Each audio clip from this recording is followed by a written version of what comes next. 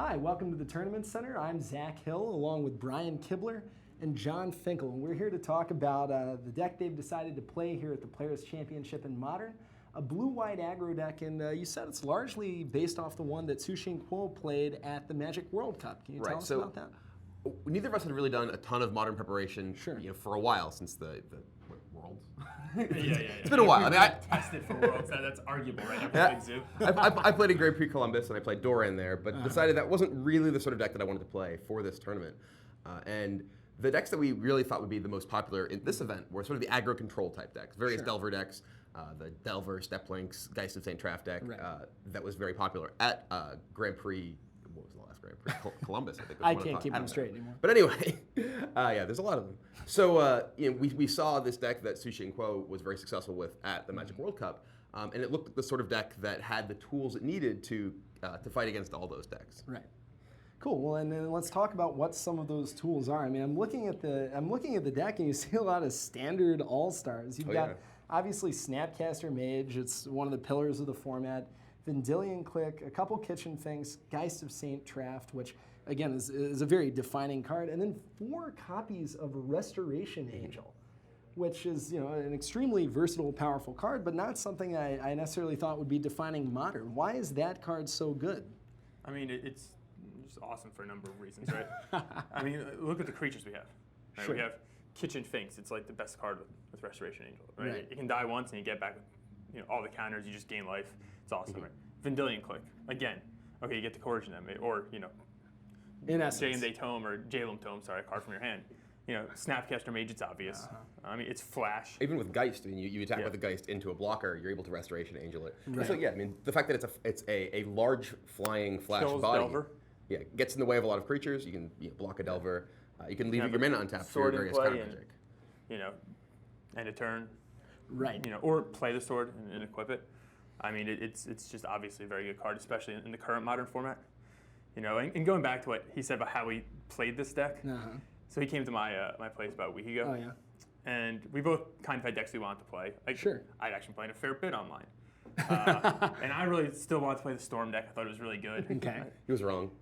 Yeah, Brian really wanted to play a Doran deck. That's really weird. I wouldn't have guessed that. He was wrong. And, so we threw together some of the aggro control decks we thought we'd play against. And we're like, we can only win decks with the enemy. With the enemy decks. We can only win games with the enemy decks. It was pretty bad. Oh, that's rough. So then we decided to say, well, let's go to the next level. What's a deck that looks like it's good against these aggro control decks? They're just crushing everything the decks you want to play. And Brian's like, hey, this deck looks kind of good. All right, let's throw it together. Let's play. And it just did a really good job against what we expect the field will be. Sure. I mean, you probably have a better idea now. So Zach. Right. Yeah, I'll be talking to you guys after the interview. No, and it's interesting. You brought up the card Delver of Secrets. You see a blue-white aggro deck, kind of a tempo deck. A lot of people would expect Delver to be in that deck. Why doesn't it make the cut here? You can count, right? 4, no, sure. 10, 14, 16, just not enough It's just their... Yeah, one of the things I actually really like about this deck in particular is Celestial Colonnade, which is a very weird sort of place to go from that. But it's actually specifically this deck is much more resilient to Path to Exile than a lot of decks. A lot of like John was saying, a lot of the green creature decks I was trying to build early on, they were really vulnerable to Path to Exile because you'd play a Knight of the Reliquary, you'd play a Doran, your opponent would Path it, you play another, they'd Snapcaster their Path, and now you're just out of gas. This deck, if your opponent, you play like a Vendilion Clique, a Finks, whatever early on, if your opponent is forced to Path it because they want to get damage through whatever, you're that much closer to activating Celestial Colonnade. Right. You have that much better late game than decks that don't have cards like that. So you're able to take advantage of both the fact that your deck's a pretty impressive early game deck with cards like Geist, as well as win longer games because you have cards like Cryptic Command and Colonnade. Sure, well, let's talk about some of the ways that you get to the long game. You've got a lot of expensive spells in the deck, a lot of cards like Geist of St. Traft that, while very powerful, aren't playing a whole lot of defense. I notice you've got Dismember, Path to Exile, which we've talked a lot about, a counter suite of 3 Mana Leak and 1 Remand. How did we arrive at that mix? Well, one of the big reasons that we actually have this specific mix is because of the nature of this tournament. Oh yeah. The fact that all the deck lists from all the players are going to be public after the first round of Modern. Okay. Means that we didn't want to have, say, just four mana links, because then people know they can play around exactly mana link. Right, they just always keep 3 mana open. If they cast their spell with 3 mana up, it's going to resolve or get Cryptic Command. But having the split there, Seachrome Coast deck actually played 4 copies of Remand. Right. And Godenis was a player on the mailing list that we're talking about, of course. Who had played a deck very similar to this at Grand Prix Columbus. And he had played Mana Leak, and he was strongly advocating playing Mana Leak. So we ultimately didn't really test the difference too much. No, it's hard to really know the difference, right? Because they're very similar cards. But of course. It seems like a lot of the decks we're playing against have lots of spells cost 1 mana, cost 2 mana. It's like they cast Path to Exile, I go Remand, they go, okay, I'll cast another land, cast Path to Exile. And you're like, all right, awesome. Rashad Port myself. Mana Leak will.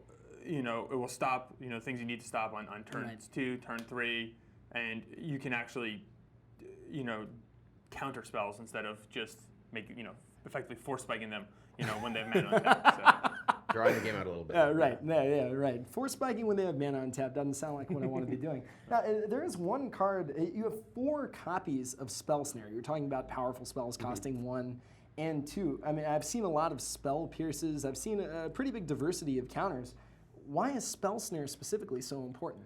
Snapcaster Mage and Remand are 2 of the major cards that you really want to be able to fight through. Given the fact that this deck has a lot of cards that, as you're saying, are more expensive than say Delver or Steplings. Right. Cards like Restoration Angel, cards like Kitchen Finks.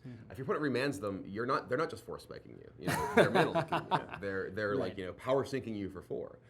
And having the ability to force your spells through an opposing Remand or Mana Leak with Spell Snare is a big deal. And as you're saying, Snapcaster is one of really the defining cards of the format. Right. And being able to stop Snapcaster getting any value for just 1 mana is really big. Sure. So while Remand not necessarily at its best in your deck, very good against the style. Sure. That makes, I understand that. All right. You've talked about Cryptic Command. I want to get to this mana base. Because there's a lot of cards. I mean, there's some cards in here I didn't even know what they did. Obviously, talk to us about Eiganjo. And then I'm playing against him, and I, when this guy out, and his deck played a Kitchen Finks, and I was just like, what I can do? I literally just attacked with him 5 times, and he lost with the Kitchen Finks in play. Yeah, I was just defeated by the castle. Yeah. The castle. The castle, yeah. But because it's legendary, I guess you only want 1. I'm looking at the colorless lanes. You talked a lot about the impact of Celestial Colonnade, largely because of path, and just 4 damage is a lot of damage.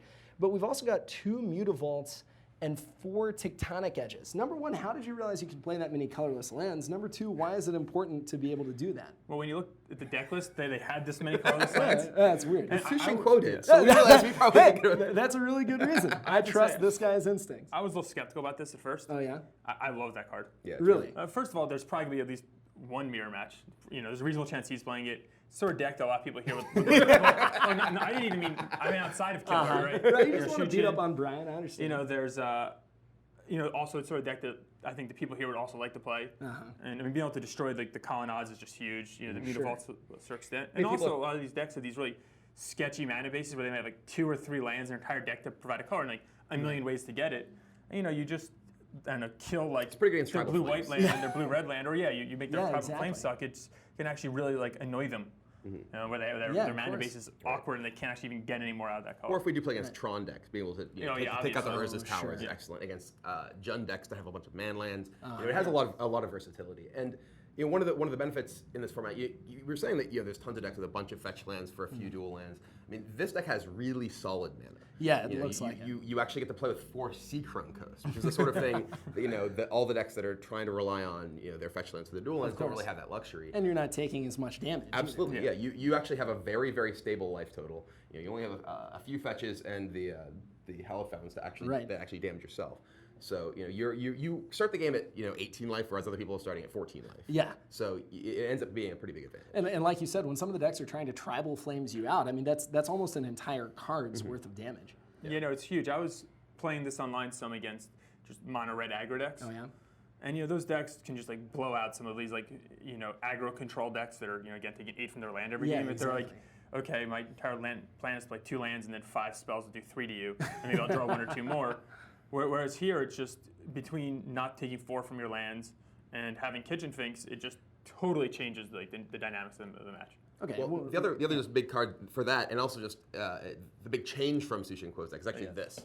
we're playing, instead of Sword of Feast and Famine, which is the more popular sword for this style of deck, we're playing Sword of War and Peace. Okay. And a big part of that is how powerful Sword of War and Peace is against the aggro control decks.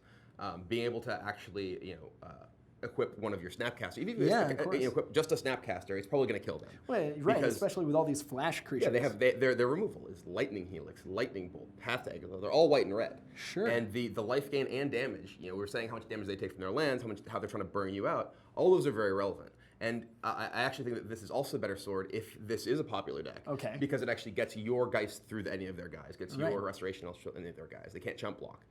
Unless they happen to just throw a Vendilion Clique in the way. And you're fine with that happening absolutely. in most cases anyway. And one card that we actually, this is one of the interesting dynamics of this tournament specifically, we tested, I played in the World Magic Cup last week with Luis Scott Vargas on my team, and he had our Alex Binek, who played Modern. Luis didn't make day 2, but he gave Alex a deck that he was planning on playing. It had Lingering Souls in the sideboard. Oh, okay. And I thought that if people were going to play cards like Lingering Souls in the aggro control decks, having a card that could break through them like Sword of War and Peace seemed very important. Right, it kind of trumps their trump card. All right, very quickly, we've talked about most of the main deck. I want to address the sideboard very quickly. Does anything stand out? I mean, I see Baneslayer Angel, which I have to think is just Brian putting that card in his deck. It actually isn't. It actually isn't. That was actually a recommendation from Godennis. Yeah, although Brian saw it in his he went like this, and he went, yes, no, that's awesome. I was like, I don't really understand. He's like, just trust me. No. There's some good logic behind it.